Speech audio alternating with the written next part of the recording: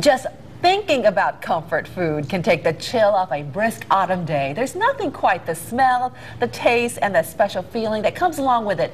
And our next guest believes that entertainment is about creating good memories. I'm back with Roberta Lombardi, the creator of The Elegant Occasion. It's always wonderful to have you here with us, I love Roberta. being here. Thank you. All right, we are going into fall now. And do you switch gears when it comes to entertaining? Absolutely. I change the colors that I entertain with to reflect all of fall's colors. So that means all my table linens get changed out and my candles. And then I start thinking about those recipes that just like scream to be eaten by a fire on a chilly evening with a glass of wine. You know, I just love that. Some of your favorite recipes this time of the year are? Beef bourguignon, a beautiful veal ossobuco, and of course, this recipe. Grandma's roasted chicken. This was the chicken that I grew up with as a young girl in upstate New York when I'd go to my grandmother's for Sunday dinner, and we'd always have a pasta course, but we'd always have this beautiful chicken. And I don't know if it was the meal itself, the food that we were eating, or if it was just that there were so many people, and I remember it just being so much fun. And that memory has stuck with me all these years. So of course, now that I'm a wife and mother, it's what I make for my family. So you can find this recipe at your home on a Sunday evening? I mean, if a Sunday evening, a night, weeknight meal. Really? When I'm entertaining guests at this time of year, absolutely. So it's very, very special. And you start out with an organic chicken. And the reason I do that is I know it adds a little bit more to your grocery budget, but not only the health benefits, but the taste, especially with chicken. And I've not changed this recipe. It is as my grandmother's made it. So think about it. All those years ago, the chicken was organic. Yeah, exactly. Now, do you buy pieces or do you buy a chicken and then you cut it up? I do both. This I bought in pieces, and the reason why I do pieces is that's the way she did it. So you can use the same method with a whole chicken, but because this is the way she served it, I tend to cook it in pieces and it's less cook And you time. want to do it exactly the way Grandma did it? Yes, exactly, the big platter, exactly the way it was served.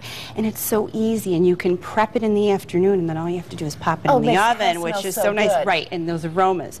So I've taken a chicken and I've just put a little bit of olive oil and salt and pepper on it. And I've put it in my roasting pan. Now I have about a pound of little baby Yukon Gold potatoes that I cut in half. I love the Yukon Golds because they're so creamy and buttery. But can you use other any potatoes that you want to use is fine. And then we have 8 shallots that I've cut in half. Now shallots are these in the onion family, and they're like a purpley rose color. They're very sweet, unlike an onion. They're much more mild, and they impart a very subtle, sweet flavor to all your dishes. So I use these in everything. And how many was that? About there was 8 cups? that I cut in half. Okay. And then I've got 4 large carrots that I just cut up into pieces and chunks. Right.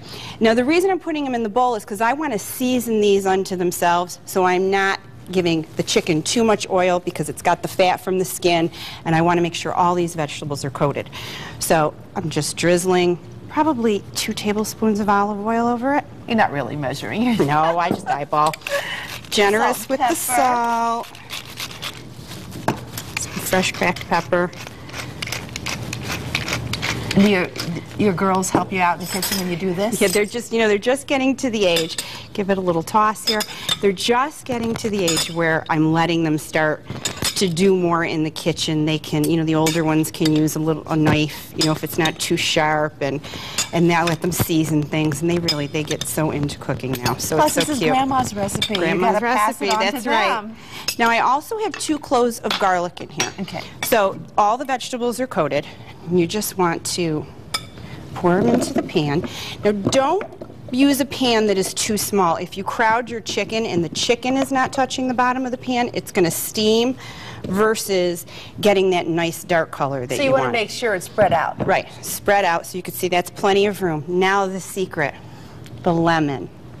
So we're going to take a lemon, half of the lemon I'm going to squeeze directly onto everything. The chicken, the vegetables. It's going to tenderize the chicken. So you and use it's going to add flavor. I will use the whole lemon. So I'm juicing half of the lemon, and now I'm taking the other half and I'm just cutting it into chunks, and I'm just going to toss it right into the pan. And the lemon is also going to caramelize. And you're going to see that the rind gets a golden color. And it is going to get sweet, and it's just going to infuse this whole dish with this wonderful flavor. And the gold of this dish is the pan juices that you're going to get on the bottom of the pan that you're going to pour over the chicken later. So then I have a couple of rosemary.